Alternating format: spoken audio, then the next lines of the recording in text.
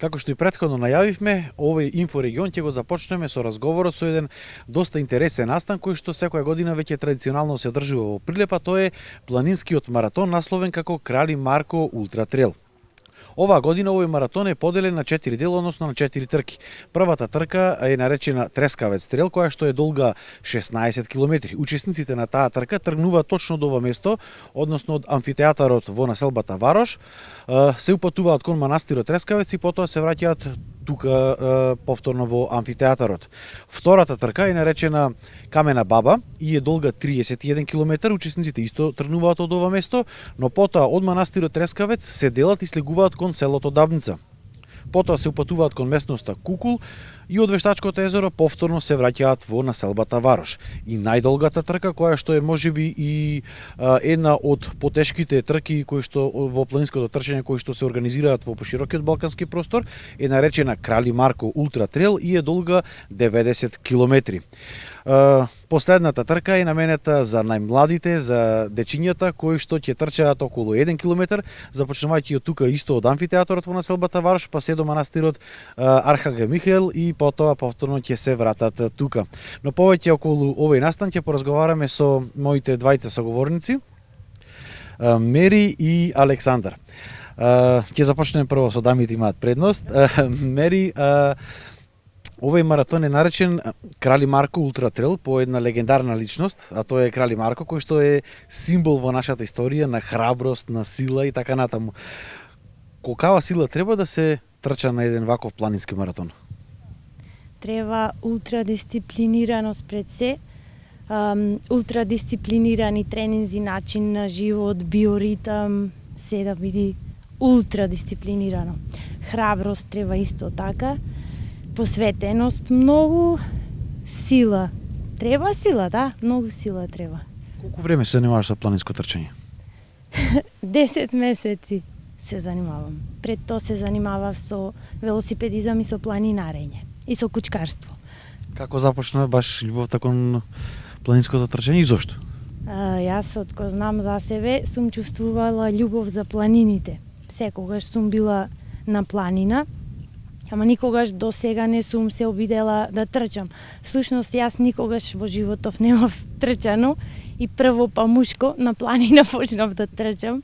Ми тргна така, ме исполни тој спорт и добив многу поддршка од Александар, кој што можам да го наречам тренер.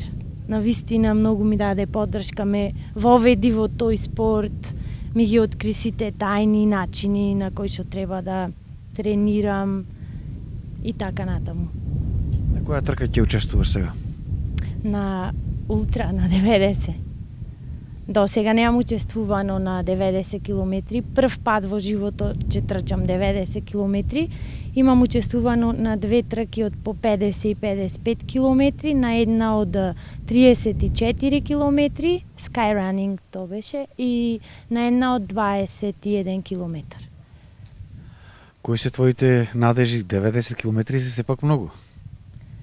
Да, многу се, ама јас се чувствувам спремна и сум спремна. Здравие Боже, нешто непредвидлив X фактор настана ако се случи повреда, нешто така, инаку мислам дека се друго би требало да биде во ред. Колку време се подготвуваш за оваа трка? Епа, ви кажав 10 месеци вкупно трчам, 10 месеци се подготвувам. На други трки каде имаш учествувано? Имам учествувано, мојата прва трка беше тука во Прилеп, на селечка на Момата Рок Трейл, потоа таа беше 21 километар, потоа на Трансилванија Ултра, таму трчав на Карпатите, заедно двајцата бевме, на 50 километри. На Момата го освоив првото место, во Трансилванија го освоив третото место, се изненадив, не очекував дека толку добро ќе заврши. Потоа на Шарпланина Sky Race учествувавме, таму првото место пак го освоив, и на Персенк Ултра на 55 километри на Родопите второ место освоив. И сега ова ми е петта иди трка, да, на 90 километри. Не можам да предвидам точно никогаш не сум трчала толкава дистанца како че се чувствувам во 70-тите, 80-тите километри сепак. Како што и претходно кажа, освен физичката подготвеност, потребна е и голема психичка подготвеност. Кога трчаш, а ја губиш силата, чувствуваш дека ја губиш, како си даваш мотив психички дека ти мора да истрчиш уште 10-20 километри? Каква е таа состојба, дали можеш да ни опишеш со зборови? Не можам да ви опишам со зборови, не размислувам во тој правец, ми се нема случајно така. Да, некогаш се намалува силата, мислам малку ќе го намалиш темпото на трчање на одредени угорници, vertical kilometers, и ќе одиш, некаде и со 4 екстремитети треба да одиш, не станува збор за трчање. Едва и се искачува, многу е вертикално одредени места. Не можам да ви објаснам. Одев на трейди. Има пунктој на 8, на 10, на 12 километри на секоја трка. Има пунктој со напитоци, со храна, одредени тркачи ако се повредени, има места со брза помош, му ги санира повредите, ама многу сила чувствува и енергија сите тркачи, сите и дури и повредените, со последни сили се труда да ја завршат трката. Тоа е многу убаво чувство. Тоа се доживува само горе на планините, на сред трка. Сретнуваш некој со повредени нозе, едва оди и пак ја довршува трката. На ваквите трки има ли паузи или не? Трчаш од стартот до целта? Ами ако паузираш ќе ти помини времето, ти можеш и да си заспијаш, ама не би требало да паузираш. Сега ако те фати криза, секогаш некој може да го фати криза од икс причини, малку ќе одмора. Сум видела на трка од 160 километри кај што си преспива. Од типа 160 километри се многу долго. Храна треба, па не смеш ни многу да се најдиш, што ти нема да можеш па да трчаш. Баланс треба да држиш некој. Одве на трейди. Со среќа овој викенд. Хвала. Александар, како што кажа Мери, ти на еден начин си незиниот тренер, односно кој што ја внесе во овој спорт. Колку години се занимаваш ти со планинското трчање?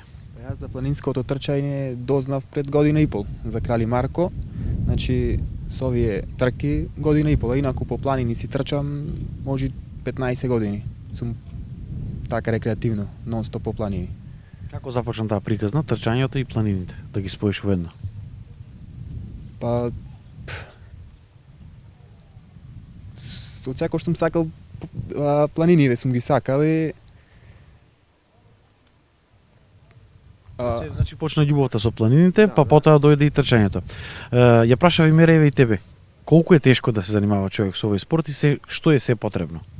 Па доста е тешко, најпотребно е сепак тренинзите.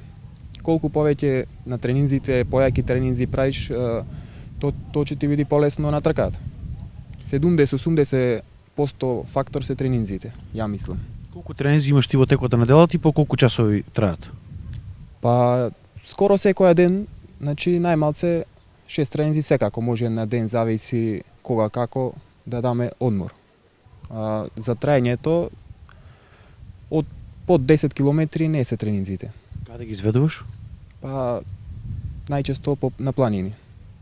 Тука во околните планини во Прилеп или одиш на други места во Македонија? Најчесто околните, може да појдем и на Пелистер, некој се случува Солунска глава и така. На која трка учествуваш ти од овие 4 што ги наброивме? Сега учествувам ова година на 31 километар на Камена баба. Нема придружба да бидеш на 90 километри? Сепак решив 31 годинава. Лани исто трчав на 31 и сакам да си го подобрам времето и така. Дали има учесници и од другите држави на оваа трка или само учесниците се од Македонија? Има и од други земји, мислам дека има од 15-20 различни земји на сите трки. И годинава интересот е многу поголем од претходните години. Годинава, како што знаеме, оваа трка се бодува со 4 бодови, бидејќи е влезена во таа светска асоциација за трчање, International Trail Running Association, и носи 4 бодови за онаа трка на Монт Блан. Да. Дали со тоа би се зголемил интересот да дојдат што е можно повеќе надпреварувачи тука? Ами па Секако дека ќе се зголеми интересот. 90 километри е сепак атрактивна ова патека за од страна што се надпреварувачите. Тие сепак бара поголеми дистанции вакви од километри за да дојде да учествува. И годинава е супер што е продолжена. Лани беше 65 километри долгата. Еве за крај, бидејќи лани ја трчаш истата дестинација, за колку часови планираш да ги истрчаш тие 31 километри? Лани ја истрчав за 3:20, годинава очекувам негде околу 2:50 да видам. Ти благодарам на разговорот. А сите оние кои што сакаат да присуствуваат на оваа уникатна и единствена манифестација во Македонија, можат овој викенд да дојдат во Прилеп и да ја проследат оваа трка, односно планинскиот маратон Крали Марко Ултра Трейл.